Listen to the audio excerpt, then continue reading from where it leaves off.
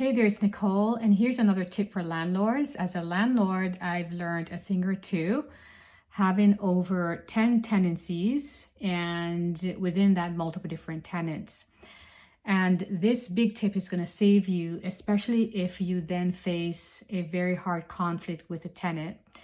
So first off, you have to make sure that you're documenting everything along the way. Document, document, document. The word document should be your friend. You should be documenting everything along the way.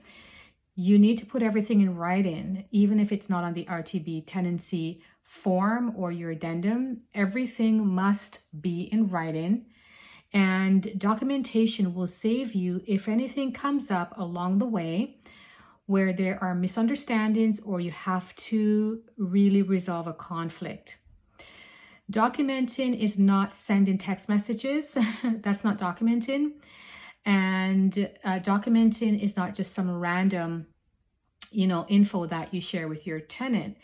Documenting means that you're approaching your tenants and the tenancy as a professional, and you're ensuring that you have correct documentation via email along the way. Now, there's a different form that you can fill out from the RTB around the permission to serve your tenants via email, which is very, very different. I'm talking about the everyday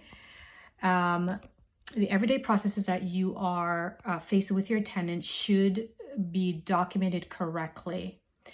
And it should be where you are approaching as a professional. Your language should be professional. The way that you are talking to your tenant should be professional.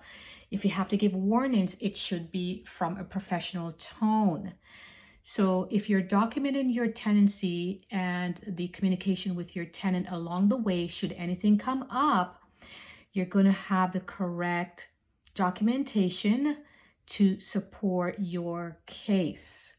So one of the key things I think with landlords is that they get very emotional and very reactive because yes, certain situations can be very, very tough, and the way that you approach it and the way that you deal with it has to be where you're not using your emotions to make decisions. I am telling you this because I have made very large and big mistakes with certain situations where I wasn't necessarily approaching it from a space where I was just using a very, very good documentation process.